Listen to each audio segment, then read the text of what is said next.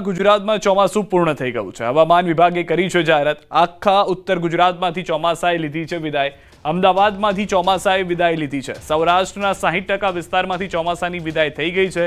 2-3 દિવસમાં આખા ગુજરાતમાંથી વિદાય સંભવ છે। હવામાન વિભાગ દ્વારા જાહેર કરાયું છે અનુમાન। પરંતુ અહીંયા એ પણ જાણવાની મહત્વની વાત છે કે ચોમાસાની વિદાય થઈ રહી છે પરંતુ વરસાદની વિદાય નથી થઈ રહી, કારણ કે અલગ વિસ્તારમાં વરસાદ પણ જોવા મળી શકે છે।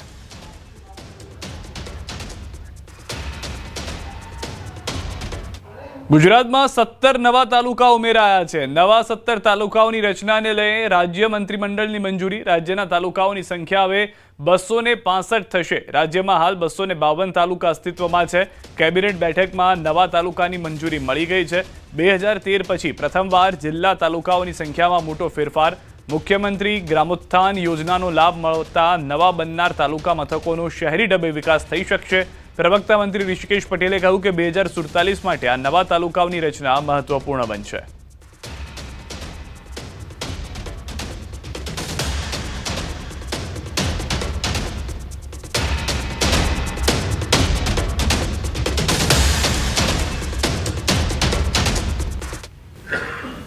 રાજ્યના હયાત 21 તાલુકાઓમાંથી જરૂરી ફેરફાર કરીને નવા 17 તાલુકાઓની રચના કરવાની દરખાસ્તને સર્વાનુમતે મંજૂરી આપી છે। 17 તાલુકાઓની રચના થતાં હવે તાલુકાઓની સંખ્યા હવે 265 થશે। 2013 પછી પ્રથમવાર જિલ્લા તાલુકાઓની સંખ્યામાં મોટો ફેરફાર થઈ રહ્યો છે। તો હાલમાં સૌથી મહત્વની જાણકારી એ છે કે 2047નું લક્ષ્ય ધ્યાનમાં રાખવામાં આવ્યું છે અને તેને લઈને આ તાલુકાઓની રચના કરવામાં આવી હોવાની વાત પણ ઋષિકેશ પટેલ તરફથી કરવામાં આવી છે। કેબિનેટ આજે હાજર થઈને કેબિનેટની અંદર આ નિર્ણય કરવામાં આવ્યો કે ગુજરાતની અંદર 2013 પછી તાલુકાની સંખ્યા જે છે તે વધી નથી, જે વધારવામાં આવે જેથી વિકાસમાં પણ ફાયદો થાય। ધાનેરા બનાસકાંઠામાં રહેવાના નિર્ણયથી ધાનેરાવાસીઓમાં ખુશીનો માહોલ છવાયો છે। ધાનેરાને બનાસકાંઠામાં યથાવત રાખવા ધાનેરાવાસીઓએ સરકાર સામે છેડ્યું હતું આંદોલન। સરકારે સ્થાનિકોની માંગને જોઈને ધાનેરાને બનાસકાંઠા સાથે રાખવાનો નિર્ણય કરતા ધાનેરાવાસીઓમાં ખુશી છવાઈ ગઈ। તો ધારાસભ્ય માવજીભાઈ દેસાઈએ પણ આ નિર્ણયને વધાવ્યો છે।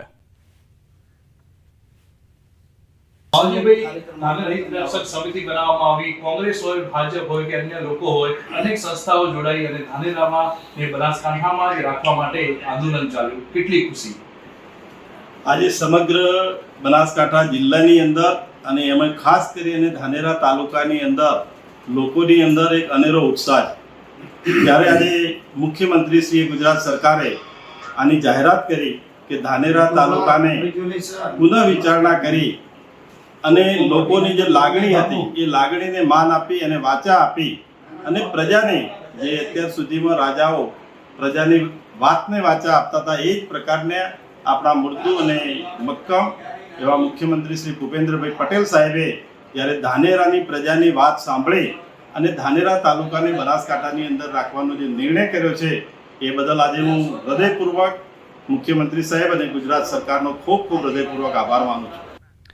રાજકોટથી સમાચાર। તોફાની તત્વોએ આતંક મચાવ્યો છે। સોડા શોપ પર બોટલના ઘા કર્યા। માયાણી ચોકમાં આવેલી સોડા શોપ પર બની છે ઘટના। તોફાન મચાવનાર શખ્સ પોતે વકીલ હોવાનું સામે આવ્યું। સોડા શોપ ઉપર રહેલી યુવતી પર હુમલો કરાયો હોવાની ચર્ચા છે। તો હાલમાં જાણકારી છે કે રાજકોટની અંદર આ સમગ્ર ઘટના ઘટી છે। સીસીટીવીની અંદર આ સમગ્ર ઘટના કેદ પણ થઈ ગઈ છે। માયાણી ચોકમાં આવેલી સોડા શોપ પર આ ઘટના બની હોવાની જાણકારી જે મળી રહી છે। પોલીસ તપાસ કરી રહી છે। તોફાની તત્વોએ આતંક મચાવ્યો હતો।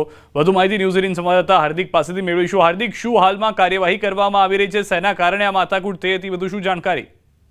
જી સિદ્ધાર્થ, આ સમગ્ર જે માથાકૂટ છે તે એક પારિવારિક પ્રશ્નને લઈને થઈ હતી। હિતેશ નામનો શખ્સ છે કે જે પોતે વકીલ હોવાનું પણ સામે આવ્યું છે, તેમના દ્વારા માયાણી ચોકમાં આવેલા સોડા શોપ ઉપર તે ધસી ગયો હતો અને પહેલા પાણીની બોટલ અને ત્યારબાદ કાચની બોટલના એક પછી એક ઘા કર્યા હતા।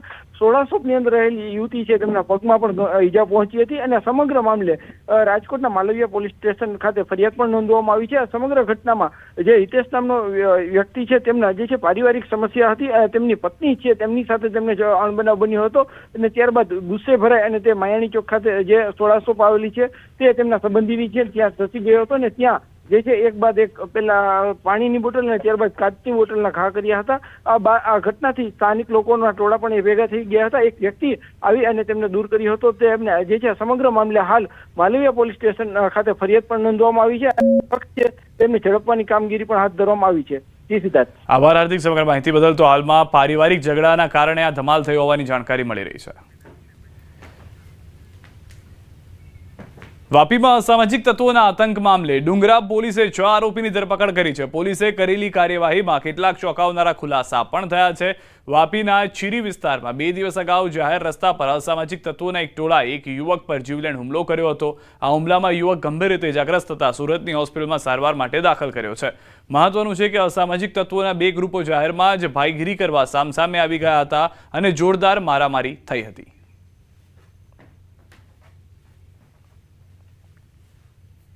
આ ઘટના બાબતે ડુંગરા પોલીસે બંને ગ્રુપ વિરુદ્ધ સામસામે એફઆઈઆર રજીસ્ટર કરેલ છે. એક જે એફઆઈઆર છે એ ભારતીય ન્યાય સંહિતાની કલમ 109 મુજબ છે અને બીજી એફઆઈઆર છે એ મારામારીની એફઆઈઆર છે. બંને ગુનામાં ડુંગરા પોલીસે તાત્કાલિક સ્થળ ઉપર પહોંચી અને કુલ 6 આરોપીની ધરપકડ કરેલ છે. ભાવનગરમાં આવારા તત્વો બેખોફ બન્યા છે. શહેરના રૂપમ ચોક વિસ્તારમાં લુખ્ખા તત્વોની દાદાગીરી જોવા મળી છે. ખોડિયાર નાસ્તા ગૃહમાં અલ્તાફ નામના શખ્સ દ્વારા દાદાગીરી કરી દુકાનધારકને ધમકી આપ્યાની ફરિયાદ નોંધાઈ છે. દુકાનના માલિક નવીનભાઈએ જણાવ્યું કે અલ્તાફ વારંવાર દુકાને આવી પૈસા માંગતો અને ના પાડતા છરી બતાવી ધમકી આપતો. સમગ્ર ઘટનાના સીસીટીવી ફૂટેજ પણ જોવા મળ્યા છે. દુકાનમાં કામ કરતા વ્યક્તિને વારંવાર ધમકાવી પૈસાની માંગણી કરતા હોવાની ફરિયાદ છે. ભાઈ કરીને છે એ મને વારંવાર હેરાન કરે, પાર્સલ આપ, પૈસા આપ, એવી બધી રીતે હેરાન કરે. તો કાલે રવિવારે મને બોલાય કે સ્વિમિંગ પુલની પાછળ આવ, મને તારું કામ છે. તો હું ત્યાં ગયો તો એ કીધું કે તે છે ને ઇન્સ્ટાગ્રામમાં કેમ મને આઈડી જોઈને ફોન નથી કરતો. એ 100 મને ફોન કરે, હું ઇન્સ્ટાગ્રામમાં એને રિસીવ નથી કરતો. તો એ છરી કાઢવા ગયો ને ડિક્કીમાંથી, તો હું ત્યાંથી મારી જાન બચાવીને ભાગી ગયો. કામે નથી જતો એની બીકે. રૂપમ ચોક બિઝનેસ સેન્ટરમાં દુકાન છે. આ ભાઈને લપ હતી, 2-3 દિવસે એને પૈસા માંગતા હતા ભાઈ, અલ્તાફભાઈ.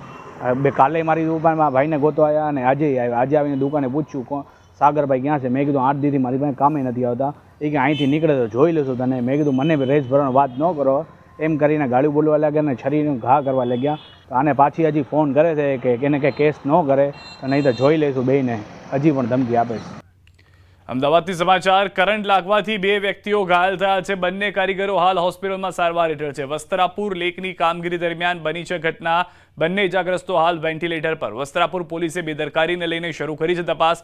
એક વ્યક્તિ હાલ સ્થિતિ સારી છે, રજા અપાઈ છે. એક વ્યક્તિ સારવાર ચાલુ હોવાની જાણકારી મળી રહી છે. તો વેન્ટિલેટર પર રાખવામાં આવ્યા હતા, પરંતુ પરિસ્થિતિ સુધાર થતાં એક વ્યક્તિને રજા આપી દેવામાં આવી, જ્યારે એક વ્યક્તિની સારવાર હજી ચાલુ રાખવામાં આવી છે. પોલીસે બેદરકારીને હાલમાં ગુનો નોંધી તપાસ શરૂ કરી છે. કચ્છથી સમાચાર. મુન્દ્રામાં ગેસ લીકેજથી બ્લાસ્ટ સાથે આગ લેબર કોલોનીની ઓરડીમાં પણ જોવા મળી છે. ઓરડીમાં પણ બ્લાસ્ટ બાદ એલપીજી ગેસ લીકેજથી ધડાકો થયા હોવાની જાણકારી મળી. 5 મજૂર દાઝતા સારવાર માટે ખસેડાયા છે. સિલિન્ડર લીકેજ થતા ઓરડીમાં પ્રસર્યો હતો ગેસ. વધુ માહિતી ન્યૂઝ 18 સમાચાર મેહુલ પાસેથી મેળવીશું. મેહુલ, શું વધુ જાણકારી છે જે સમગ્ર ઘટના ઘટી છે તેને લઈને?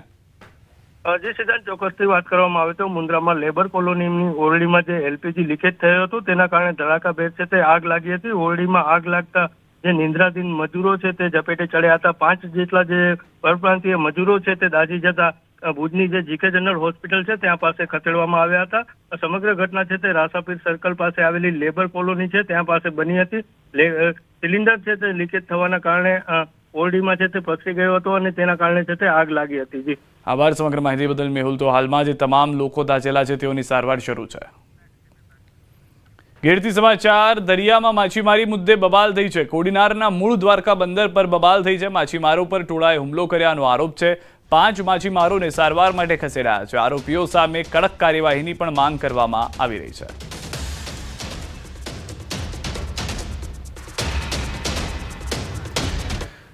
ગોધરાથી હચમચાવી નાખતો કિસ્સો 10 વર્ષીય બાળકી પર દુષ્કર્મ ચપ્પુ બતાવી અપહરણ કરી દુષ્કર્મ આચર્યું છે. ગોધરા તાલુકા પોલીસે નરાધમની ધરપકડ કરી છે. પોલીસે આરોપીના રિમાન્ડ મેળવી વધુ પૂછપરછ હાથ ધરી છે.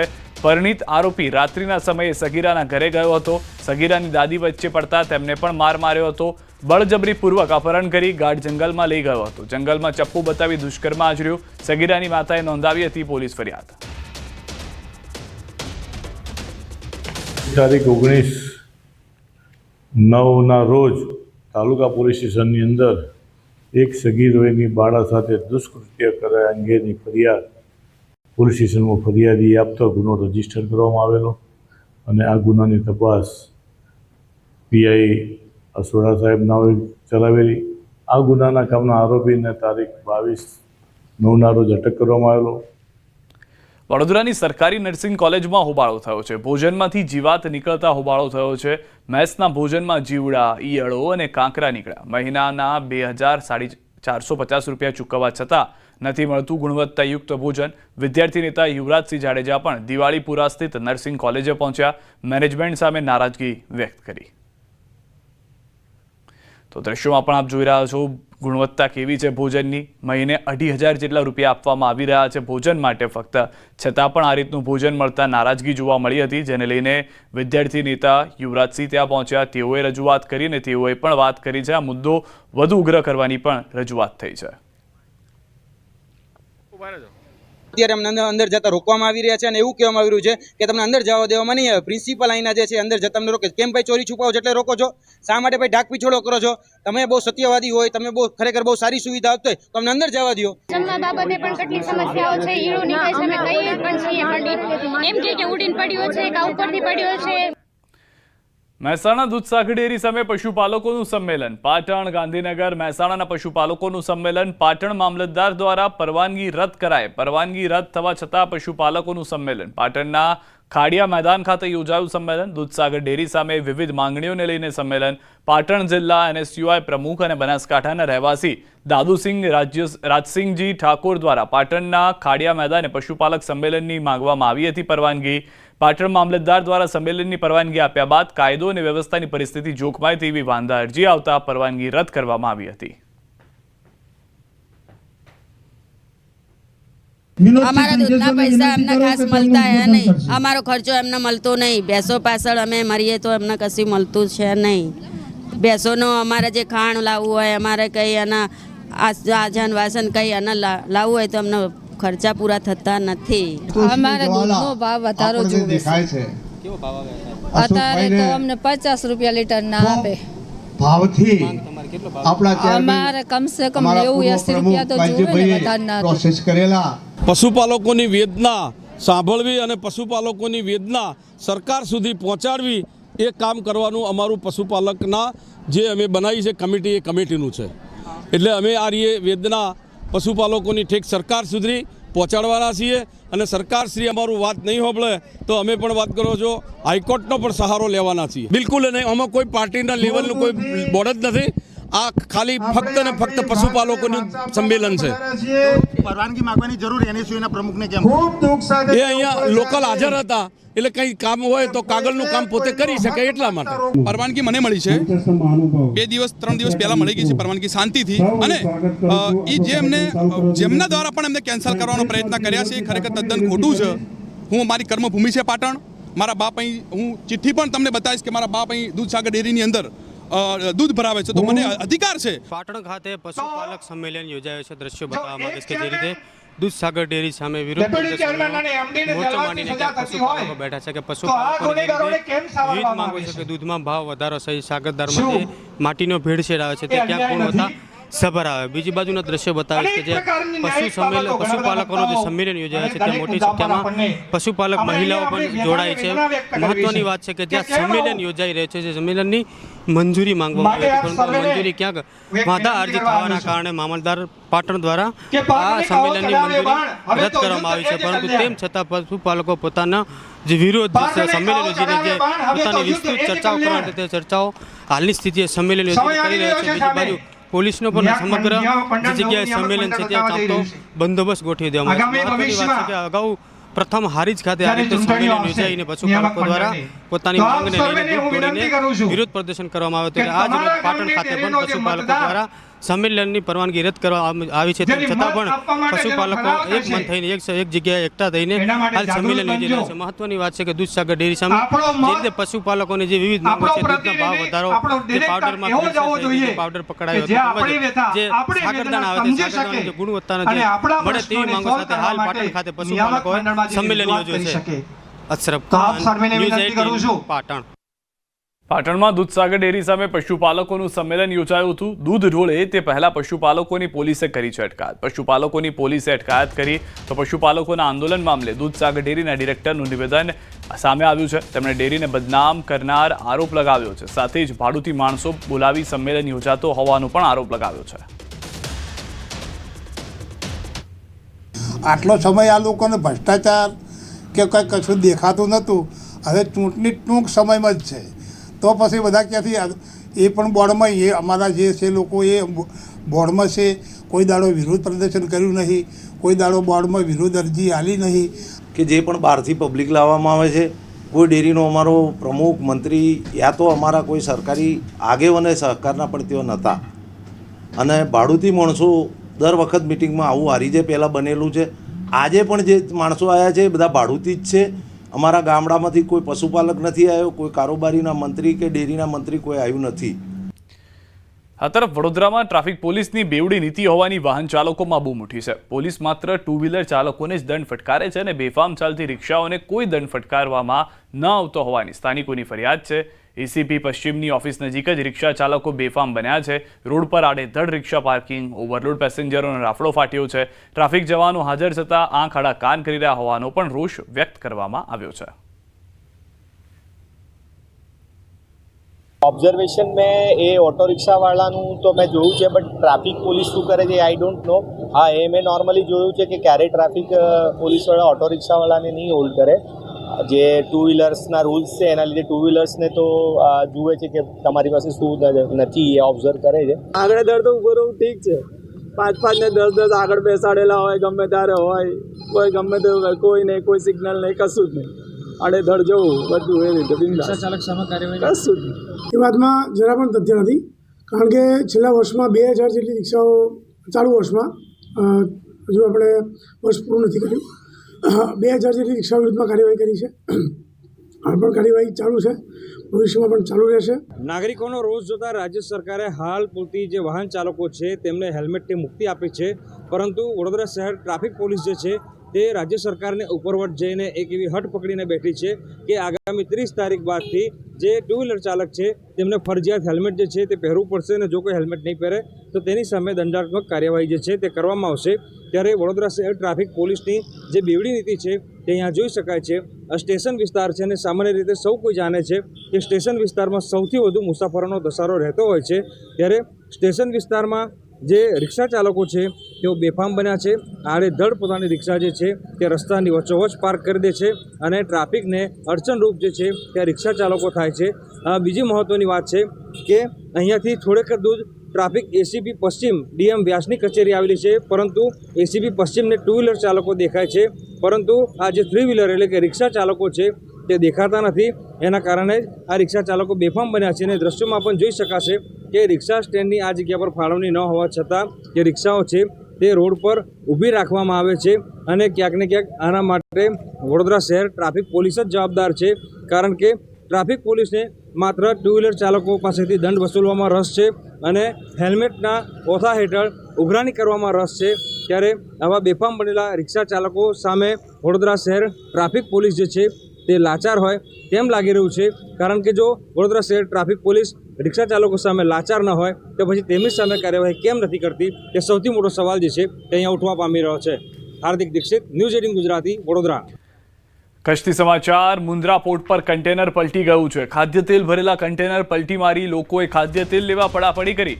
મુન્દ્રા પોર્ટ રોડ પર કન્ટેનર ટ્રક પલટી મારી ગયું હતું. માનસી સર્કલ પાસે સર્જાયો હતો આ અકસ્માત કે જેમાં આખું જે ટ્રકનું કન્ટેનર પલટી મારી જવાને કારણે તેલ રસ્તા પર જોવા મળી રહ્યું હતું. લોકો આ તેલ લેવા માટે પડાપડી કરતા પણ નજરે પડી રહ્યા છે.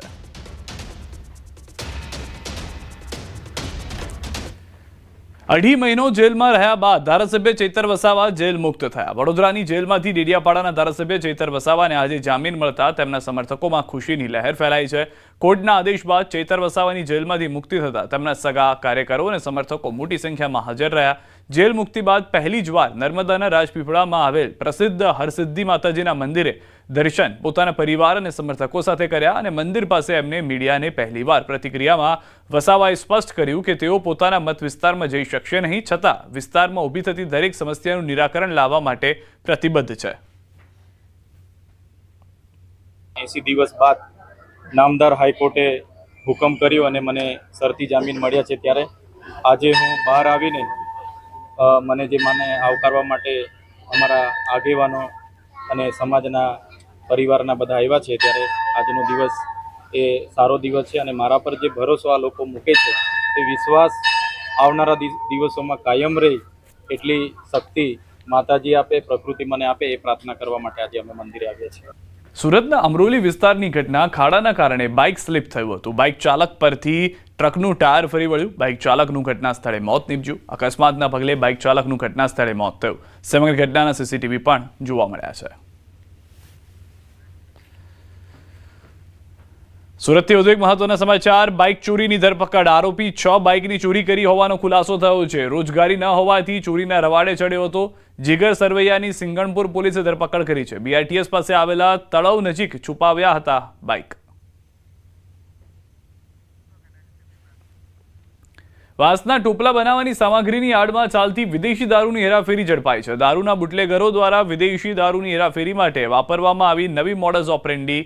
પાટણ જિલ્લા LCBએ વિદેશી દારૂની હેરાફેરી કરતી ગાડી ઝડપી પાડી. સિદ્ધપુરના સુજાનપુર પાટિયા પાસેથી વિદેશી દારૂની હેરાફેરી કરતું પિકઅપ ડાલુ પકડવામાં આવ્યું.